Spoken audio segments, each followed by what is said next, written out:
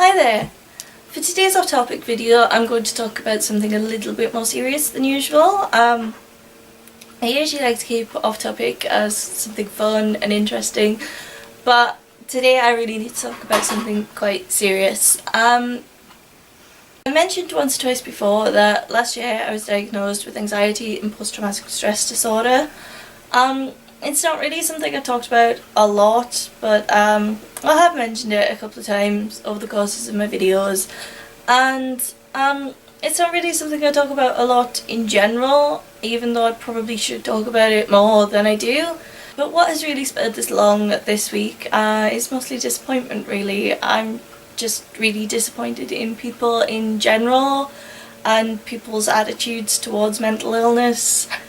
Last week, a Member of Parliament in the UK was murdered by somebody who shot and stabbed her in the street, and a lot of people's reactions straight away was to say, oh, he must have been mentally ill. And that's kind of scary, because when somebody who isn't white murders somebody the thought isn't, oh, they must have been mentally ill. Awful lot like it's being used as a scapegoat. And in amongst this there's been a lot of people saying, oh well, you know, the mental health system in this country is rubbish, it's a broken system. And yeah, it is a broken system. I've been part of it. I know how broken it is.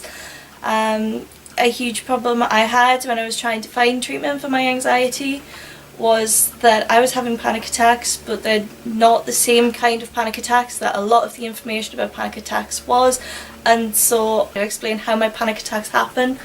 Instead of being listened to, I was basically told that I must be a liar. I was told that because my panic attacks don't really follow the same pattern as other people's panic attacks, then they're not panic attacks, which is weird because they happen when I panic. I'm pretty sure I know what my panic attacks are. I was told I must have low self-esteem and that I comfort eat, neither of which are true. I had low self-esteem when I was a teenager. I know what low self-esteem feels like. This isn't the same. I wouldn't suddenly have an attack of low self-esteem when I'm out panicking about something. That's not how low self-esteem works, at least not for me anyway.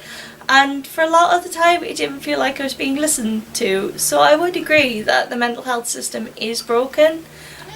I'm not the only person who's had this problem. Pretty much everybody I know who's had any dealings with the mental health system in this country has a very similar story to tell. Very few people say that they've had a very good experience or that it's really helped a whole lot. Most people that I know say, yeah, it's just you have just a ton of people that don't listen to you, and then if you're really lucky you'll get someone who does listen to you and who can help you, but it takes a lot of work to get there. And that's, you know, if you fell off a wall and broke your arm, you wouldn't want to spend a year and a half trying to find somebody that would listen to you and be able to help you for your broken arm. So why do we put up with that when we have broken minds? Why is that okay? Why is that acceptable? But the real thing that has annoyed me about this situation is that so many people are jumping on and saying, oh, the mental health system is broken because and this is the outcome of it. They don't actually care any of the time.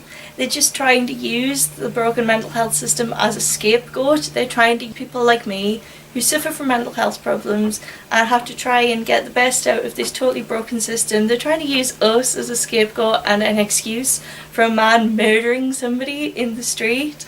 And it's really not okay. It's really upset me and it's made me really angry. And this is going on. I mean, you know, if they care much about how rubbish our care for people with mental illness is in the UK, why did they wait until now to say anything? Why don't they try and do something? Why don't they talk about it why don't they talk about it? Why don't they support people who have mental health issues the rest of the time? Why do they only speak out now? So I guess the too long didn't read of this video is just to say that mental illness is not your scapegoat. You don't get to use this as an excuse. If you really do care about mental illness, then do something the rest of the time. Support people. Make sure the people who are suffering's voices are heard. Don't stifle us and then wait for the next disaster. Help end the stigma.